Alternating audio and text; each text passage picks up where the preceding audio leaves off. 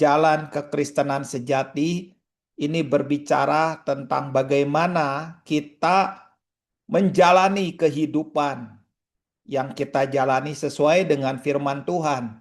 Bukan dengan apa yang kita mau, bukan apa yang kita inginkan, tetapi apa yang Tuhan mau dan apa yang Tuhan inginkan. Kita baca dalam kitab Amsal 12 ayat 28.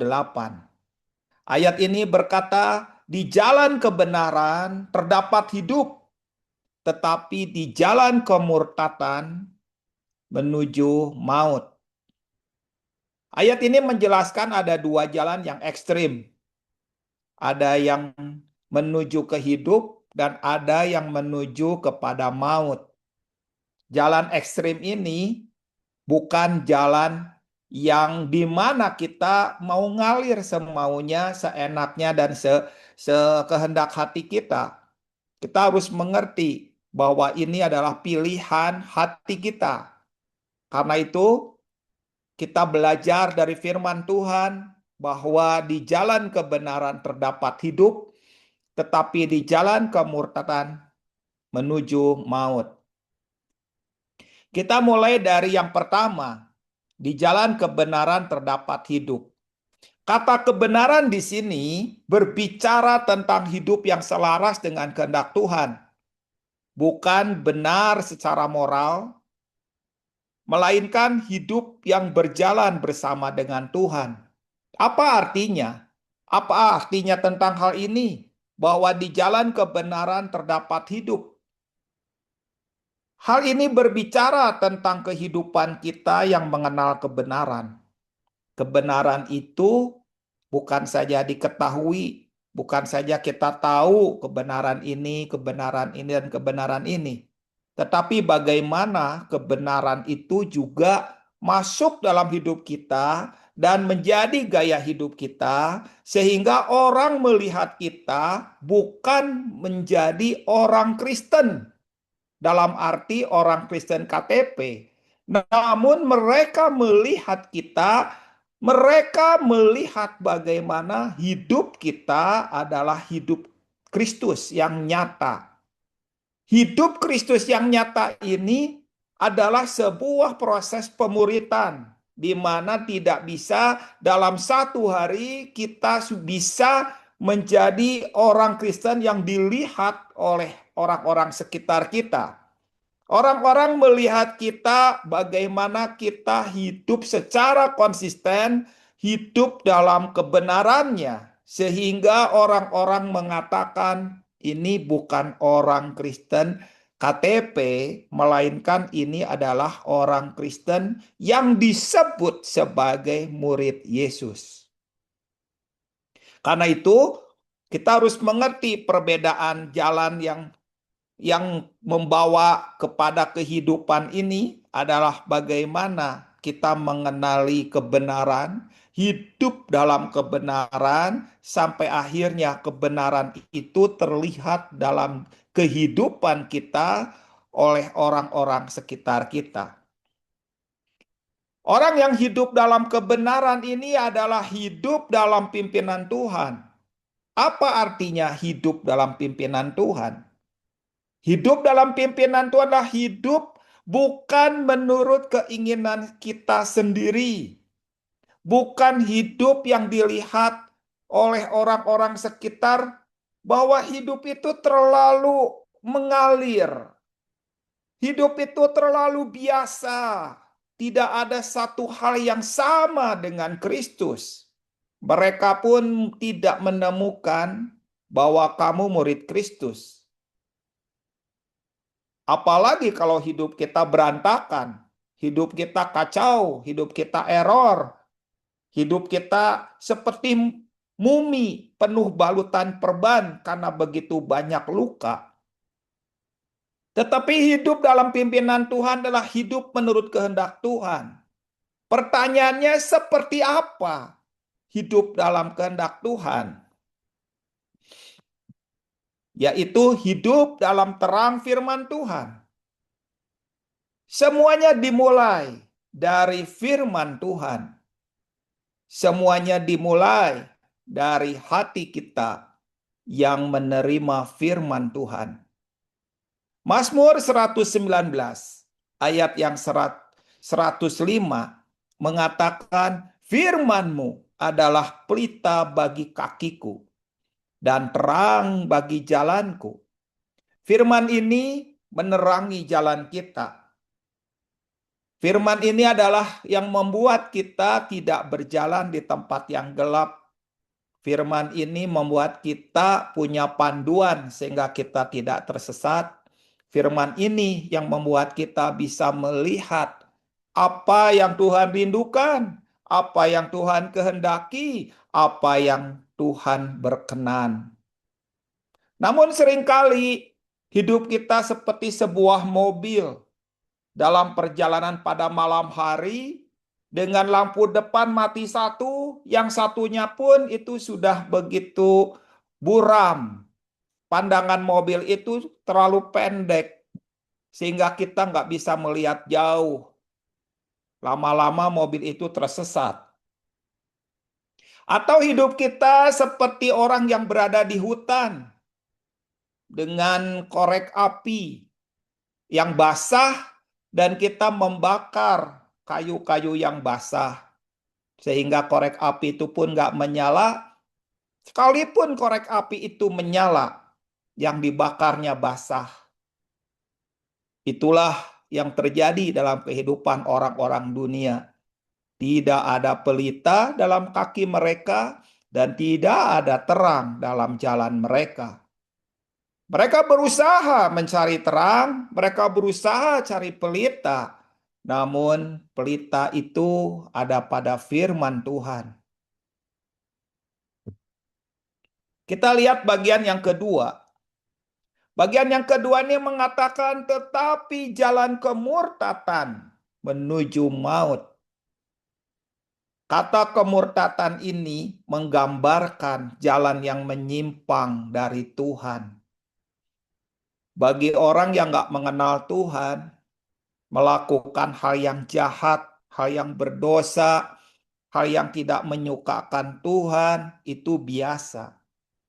Tapi bagi umat Tuhan, nggak mungkin kita melakukannya dengan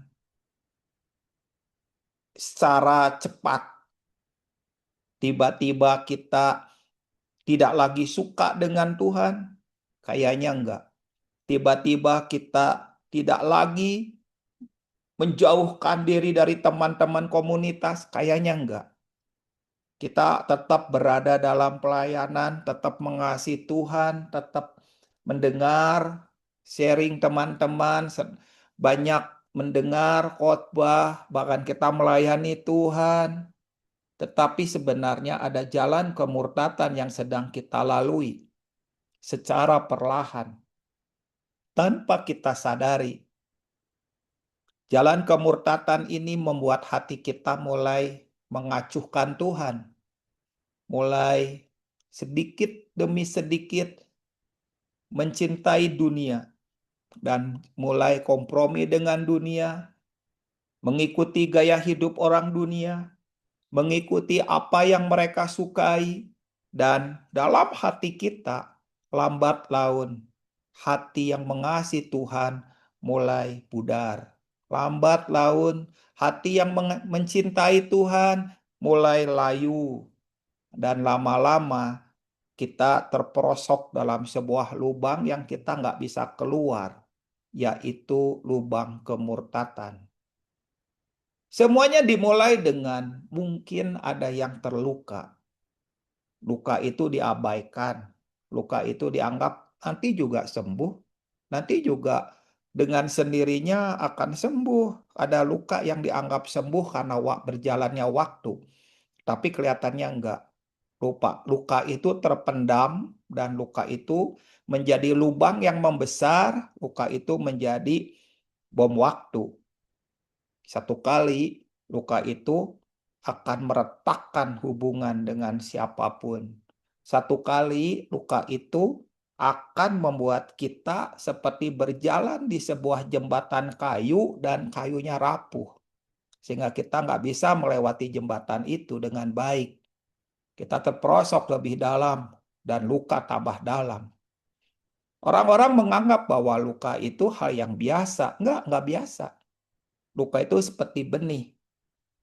Benih itu akan tumbuh. Benih itu akan terus berjalan, menjalar. Sekalipun nggak kelihatan tumbuh, nggak kelihatan hidup, tapi benih itu hidup. Satu kali kita akan kaget bahwa hati kita telah dililit oleh tanaman menjalar. Dan tanaman itu namanya akar pahit. Itu semuanya luka. Dan lambat laun kalau kita tidak membereskan, tidak menyelesaikan, maka kita akan kaget. Kita sedang berjalan di jalan kemurtatan. Dan jalan kemurtatan itu menuju maut.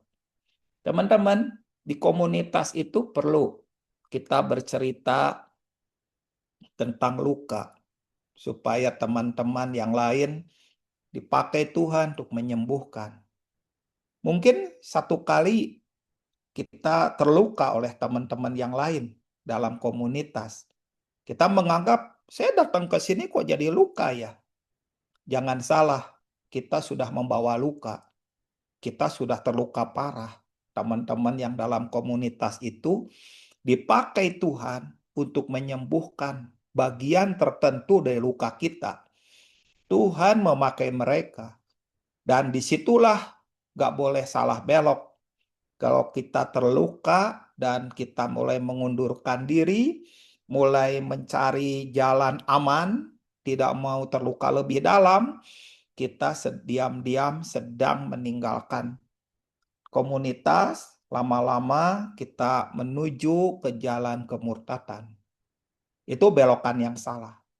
Belokan yang benar seperti apa? Ketika kita tiba-tiba terluka, lalu kita tahu kenapa saya terluka di komunitas ini. Bukankah di komunitas itu orang-orangnya menyembuhkan luka? Betul-betul. Teman-teman di komunitas adalah orang-orang yang menyembuhkan luka.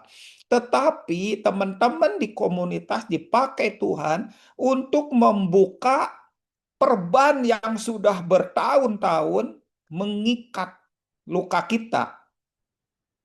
Perban itu sudah bercampur dengan nanah dan kotoran sehingga begitu keras sekali dan itu harus dibuka.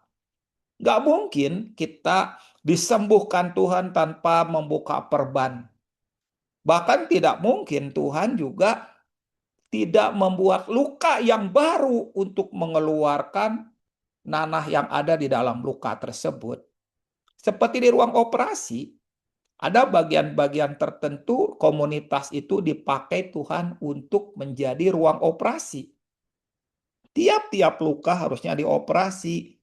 Dan pengoperasian itu Roh Kudus yang akan berperan besar melalui teman-teman. Dan disitulah kita memberi diri sehingga kita menjadi orang-orang yang dipulihkan, yang disembuhkan. Dan hanya orang yang sembuh bisa melakukan pekerjaan Tuhan. Yang tidak sembuh sepertinya bisa, tapi satu kali luka itu akan menghancurkan dari dalam. Karena itu teman-teman, saya mengatakan bahwa jalan kemurtatan ini bukan jalan yang tiba-tiba kita langsung belok, enggak. Namun secara perlahan, ditarik secara perlahan, digeser secara perlahan, lalu hati kita diubah secara perlahan, dan kita mulai kompromi, dan kita mulai menganggap bahwa itu biasa, melakukan itu biasa, berbohong itu biasa, ngomong jorok itu biasa, dan kita mulai menganggap segala sesuatu biasa. Dan yang disebut dengan biasa-biasa itu lama-lama hati kita menyimpang jauh dari Tuhan. Dan itulah sebenarnya jalan yang kita tempuh. Bukanlah jalan kebenaran, tetapi jalan kemurtatan. Inilah ciri orang yang hidup di jalan kemurtatan. Yang pertama, hidup dipimpin oleh keinginan sendiri. Walaupun dia pelayanan, tetapi sebenarnya yang memimpin hidupnya bukan kebenaran firman Tuhan. Bukan dipimpin oleh Roh Kudus, tetapi hidup dipimpin oleh keinginannya sendiri. Kalau dia mau, dia melakukannya. Dan hidup seenaknya, tetap liar. tetap mau melakukan kebodohan-kebodohan, melakukan hal-hal yang sembrono, bahkan kebodohan dan kesembrononya itu merusak masa depannya. Yang kedua adalah hidup yang tidak tunduk kepada firman Tuhan. Banyak orang menganggap bahwa saya tahu kebenaran itu berarti hati kita menyukai firman Tuhan. Ya betul, ada yang tahu kebenaran dimulai dengan kita mengetahui kebenaran dan kita menyukai kebenaran. Tetapi ada bagian yang tertentu, bagian yang lebih tinggi, ada kebenaran yang bertabrakan dengan kehendak kita dan ternyata kita nggak tunduk dengan kebenaran itu. Kita memilih kehendak kita sendiri, kita memilih pura-pura tidak tahu, pura-pura bodoh, pura-pura nggak ngerti. Dan itu sebenarnya kita tuh nggak tunduk kepada kebenaran, nggak tunduk kepada firman Tuhan. Dan yang ketiga adalah hidup menjauh dari Tuhan. Sedikit demi sedikit. Yang serba sedikit itu bahaya.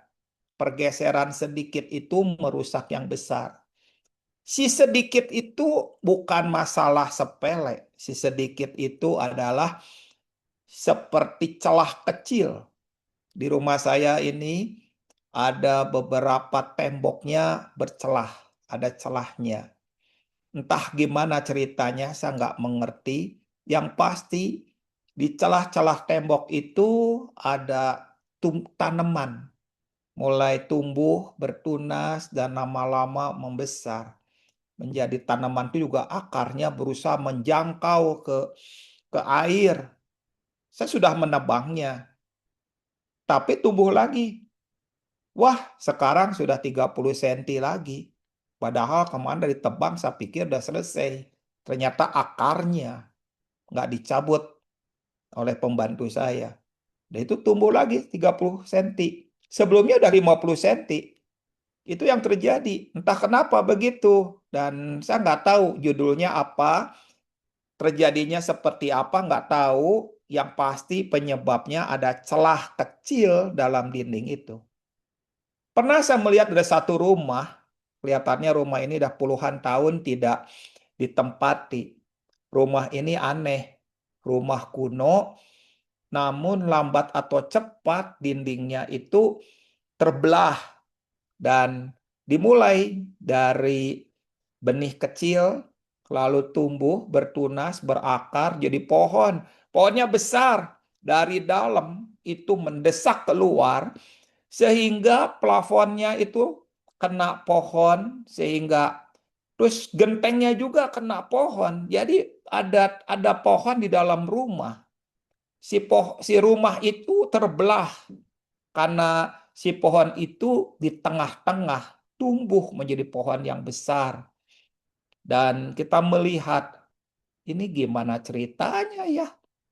Pohon di dalam rumah atau rumah di dalam pohon? Saya nggak tahu ini gimana ceritanya. Tapi kita semua menilai bahwa semua dimulai dari si kecil, si celah kecil itu. Dan kalau kita menganggap sepele, yang serba sedikit, yang serba kecil, yang tidak ada artinya, itu artinya satu kali si kecil itu akan menjadi hal yang berbahaya, menjadi hal yang dianggap nggak penting, ternyata menghancurkan dari dalam. Karena benih itu hidup. Benih itu bekerja, terus bergerak, sekalipun nggak terlihat. Dan kalau benih itu ada dalam hati kita, itu akan terus menjalar. Ujungnya, benih itu akan melilit hati kita dengan akar kepahitan. Saya melanjutkan dengan jenis jalan yang Yesus sampaikan dalam Perjanjian Baru. Diambil dari Matius 7 ayat yang ke-13-14.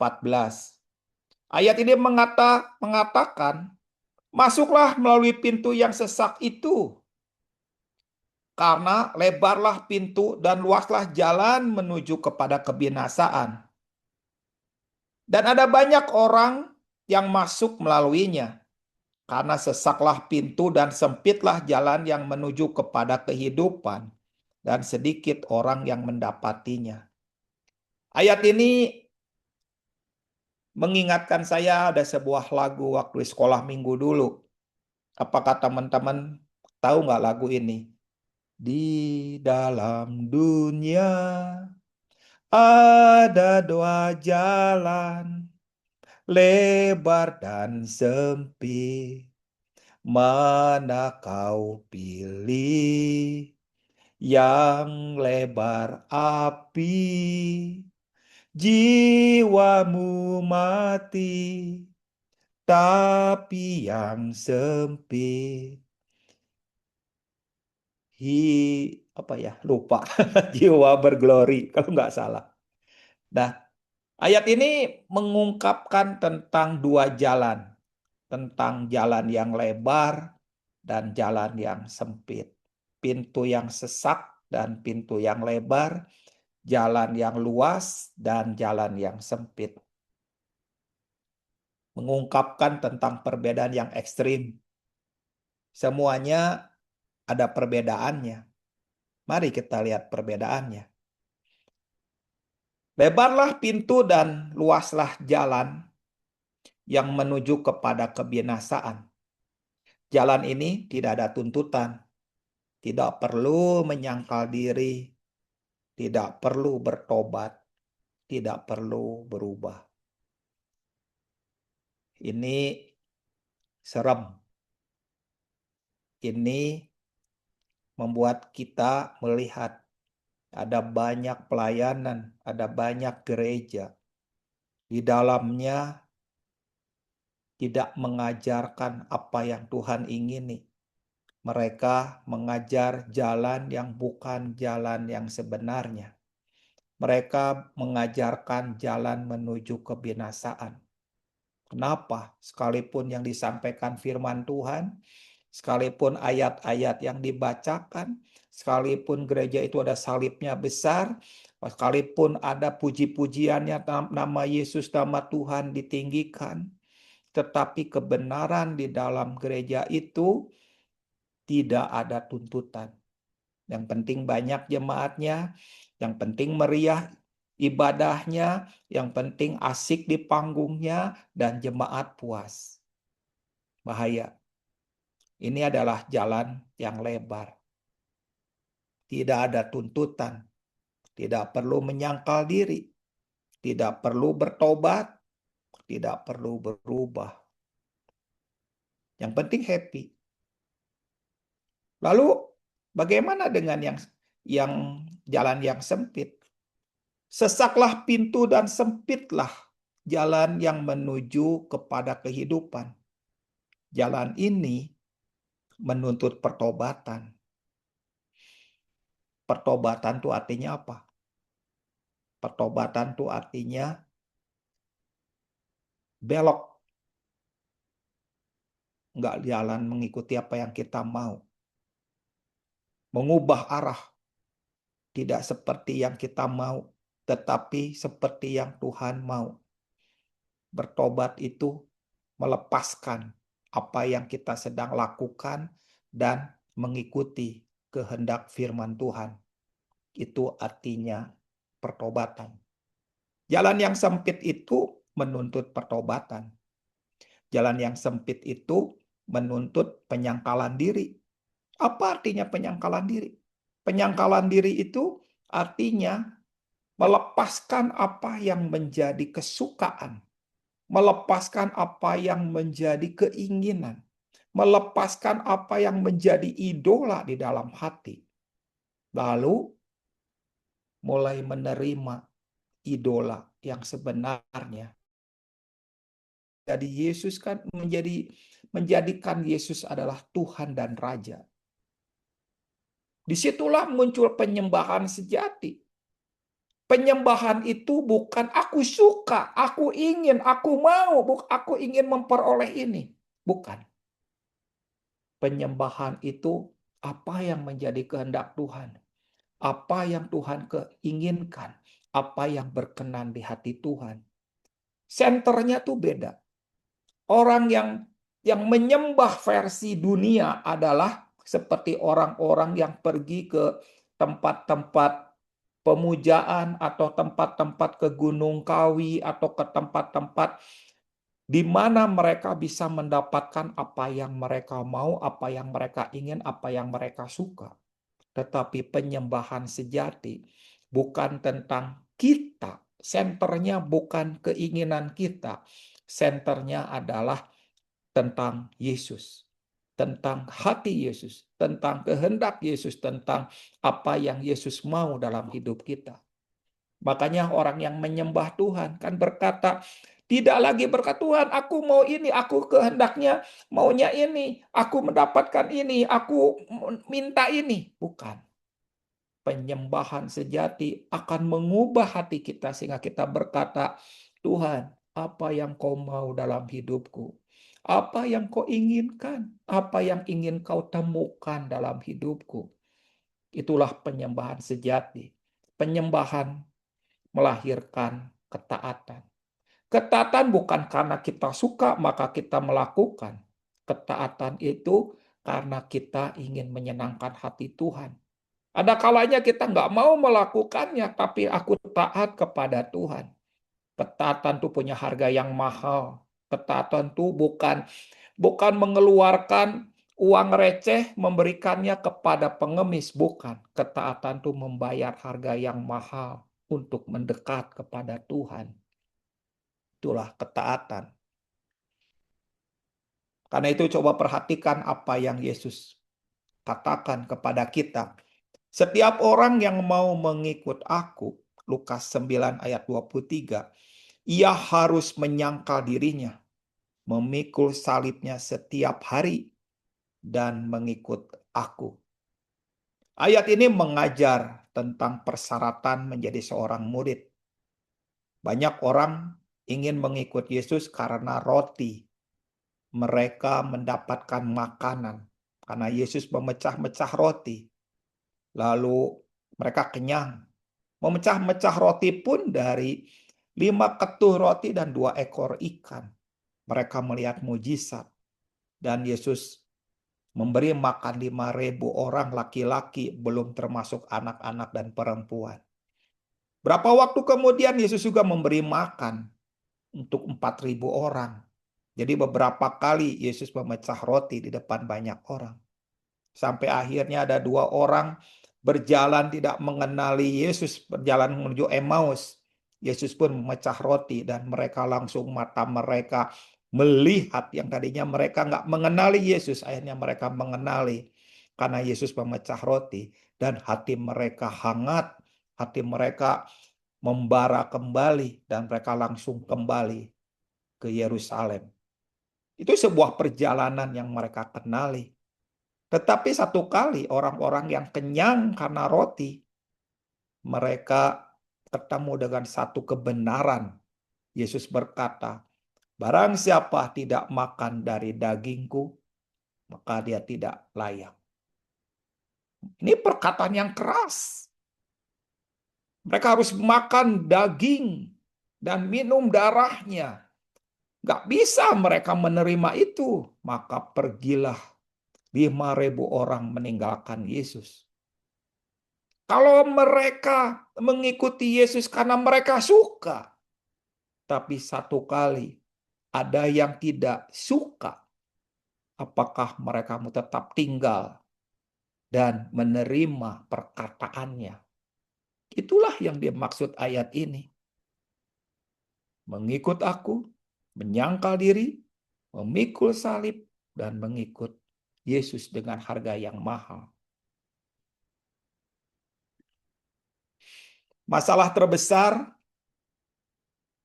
bukan kita tidak tahu jalan, tetapi kita tidak mau masuk. Yesus berkata, carilah pintu. Yesus tidak berkata, carilah pintu yang sempit. Yesus berkata, masuklah dalam pintu yang sempit. Jadi, banyak orang tuh problemnya bukan nggak tahu, tapi tidak mau. Itu yang menjadi masalah. Masalahnya bukan informasi, tapi keputusan. Banyak orang tahu kebenaran, tahu Injil, dan tahu tentang Tuhan, tapi tidak mengetahui jalan. Mereka mengetahui jalan, tetapi tidak sama dengan berjalan di jalan itu. Kalimat ini benar-benar menjadi sebuah kehidupan buat saya. Banyak orang tahu banyak kebenaran. Banyak orang pergi ke berbagai tempat untuk pengen tahu pengajaran ini, pengajaran itu. Mereka berusaha untuk tahu banyak. Tetapi Tuhan mengajar saya. Tuhan ingin bukan tahu banyak, tapi berjalanlah di jalan itu. Melakukan kebenaran dengan setia. Walaupun gak ada yang melihat. Walaupun tidak dihargai. Walaupun gak ada satupun yang menemani. Saya ingat awal-awal ya, waktu usia saya sekitar 18 tahun atau 19 tahun. Waktu itu saya pelayanan di pelayanan pelajar. Saya nggak seperti teman-teman. Teman-teman yang lain tuh punya keahlian. Mereka punya suara yang bagus. Mereka menyanyi. Saya jangankan menyanyi. Bernafas saja fales. Terus teman-teman juga pada bisa main gitar. Ada satu pemain gitar yang sangat bagus pada waktu itu. Ruangan basket indoor, cukup dia pakai gitar akustik dan itu suaranya bening sekali. Beberapa orang main gitar di ruangan itu suaranya mendekam. Suaranya nggak keluar. Tapi teman saya itu begitu bening.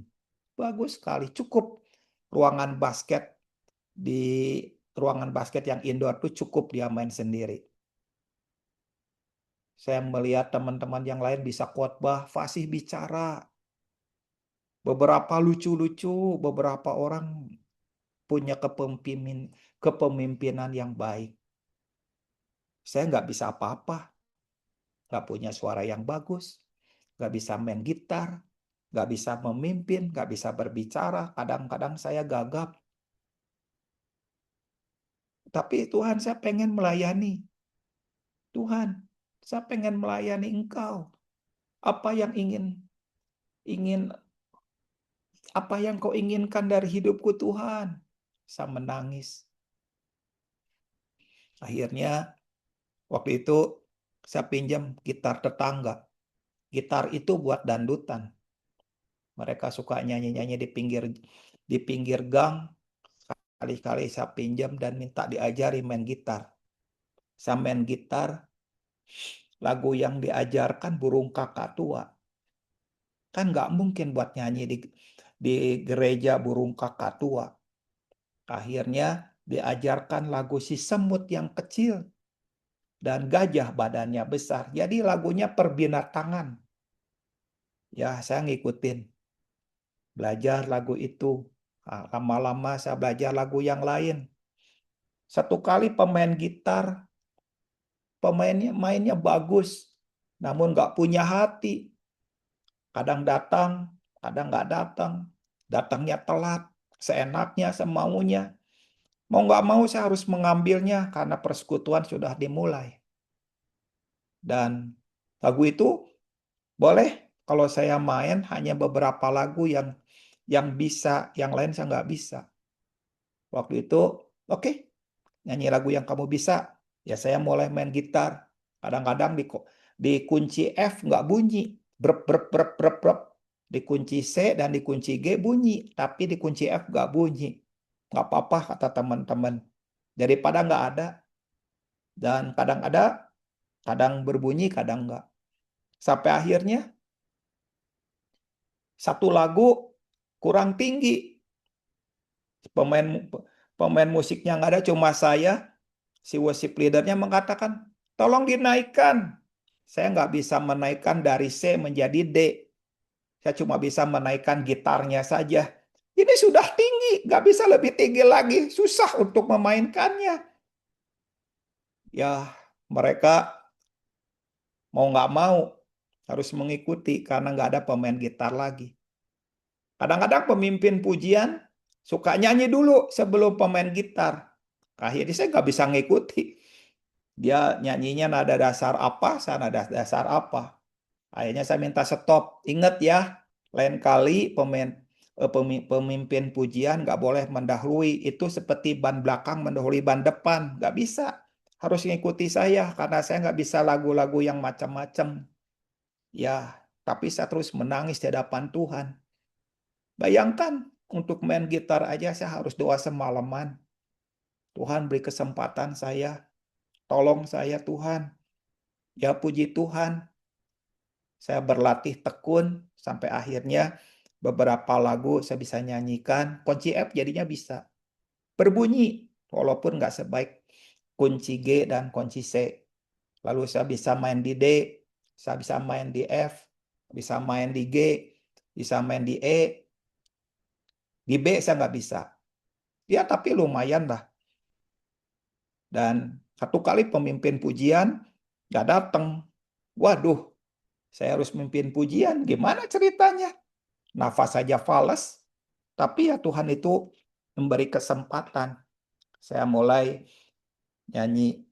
Tapi ya saya bilang harus gitar dulu dan teman-teman dulu nyanyi. Saya nggak berani memulai karena kalau memulai saya nggak bisa nggak masuk ketukannya. Tapi ya Tuhan itu melihat kerinduan hati saya yang besar. Ya sedikit demi sedikit berjalan lebih baik. Sampai akhirnya pengkhotbah juga nggak datang.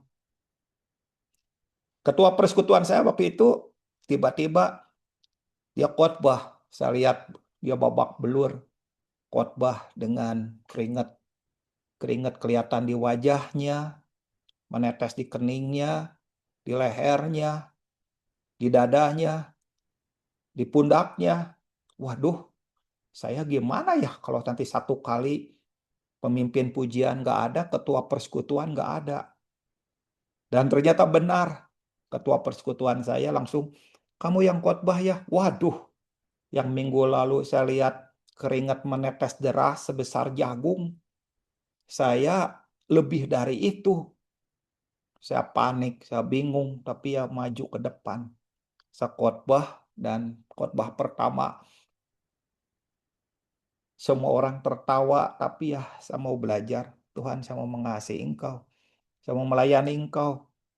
Saya menyiapkan hati dan saya banyak berdoa. Lama-lama Tuhan percayakan. Dan sampai hari ini puluhan tahun setiap kali mau khotbah tetap gemeter. Setiap kali mau khotbah rasanya beberapa tubuh seperti di tangan gatel, bibir saya gatel, kadang-kadang di rambut saya gatel. Saya nggak tenang, gelisah. Sampai hari ini saya masih merasakan rasanya, aduh, gemeter begini ya. Walaupun jam terbang sudah lumayan, tapi Tuhan selalu mengingatkan, ingat ya perjalanan kamu awal-awal dengan segala ketidakbisaan, dengan segala keterbatasan, dengan segala yang kelihatannya nggak mungkin lah, mustahil kamu bisa lakukan itu. Sampai hari ini saya tetap mau, karena saya tahu kebenaran firman Tuhan yang ayat tadi adalah jalan sempit. Saya menganggap bahwa setiap pelayanan sebagai anugerah. Walaupun saya sebelum mimpin pujian, sebelum berkhotbah, saya adalah seorang yang melayani tiker, menyiapkan pelayak tempat, menyapunya, mengepelnya seorang diri. Teman-teman yang lain tuh datang sudah tahu beres. Saya pinjam tiker di beberapa tempat, mengikatnya di motor saya, dan saya lakukan. Karena saya mengasihi Tuhan, saya pengen seperti yang masuk ke pintu yang jalan yang sempit itu. Nggak ada yang mengenali, nggak ada yang melihatnya, nggak ada yang memujinya. Tapi saya mengatakan, Tuhan, ini adalah persembahan untuk Tuhan. nggak perlu dipuji, nggak perlu dihormati, nggak perlu gembar-gembor. Woi, ikutan aku pelayanan. Kok aku ditinggalkan sendiri? Saya nggak perlu begitu. Saya melakukannya dengan setia. Nggak terasa ya, mimpin puji mengurus tiker, menggelar tiker, membersihkan ruangan. Nggak kerasa, 6 tahun berlalu. Ngurusin tiker saja. Tapi buat Tuhan, itu penting. Kesetiaan dalam perkara kecil, itu penting. Nggak perlu dilihat, nggak perlu dipamerkan, nggak perlu ditonjolkan. Yang ada adalah, Tuhan, aku mengasihi Engkau. Sambil menyiapkan ruangan, menyiapkan tikar. Itu pun hari Minggu yang lain teman-teman main, saya mencuci tikar itu dan menjemurnya di halaman tempat kos saya. Saya mengasihi Tuhan, saya mencuci tikar juga, saya sambil berdoa, Tuhan, ini ada anugerah Kau berikan kepadaku. Walaupun hanya tikar. Orang lain punya anak rohani saya cuma tikar 30 lembar. Saya cuma tikar, dan tikar. Setelah dijemur, kering, saya rapikan, saya kembalikan kepada yang punya. Nanti hari Jumat atau Sabtu pagi saya pinjam lagi. Hari Minggu bagian yang belum bersih saya bersihkan. Hanya itu, tapi saya terus melakukannya untuk Tuhan. Dan saya percaya semua dimulai dengan kecil. Celah kecil menghancurkan dari dalam. Kesetiaan kecil itu akan menjadi kepercayaan yang besar dari Tuhan. Karena itu teman-teman, hari ini mengertilah bagaimana hidup di hadapan Tuhan. Mari kita berdoa. Tuhan Yesus, pakailah pada malam hari ini pelajaran-pelajaran sederhana tentang kehidupan, tentang kesetiaan, tentang pengabdian, tentang kasih kepada Tuhan, tentang apa yang kami lakukan sebagai persembahan kepada Tuhan. Pakai Tuhan teman-teman dimanapun mereka berada, biarlah mereka semua mengenali bagaimana hidup di hadapan Tuhan. Terima kasih Tuhan, dalam nama Yesus. Amin. Hi BCC family, hope you are blessed with today's sermon. But when the Bible said, berbahagialah orang yang mendengarkan firman Allah dan menaatinya. Jadi yuk aplikasikan firman Tuhan hari ini.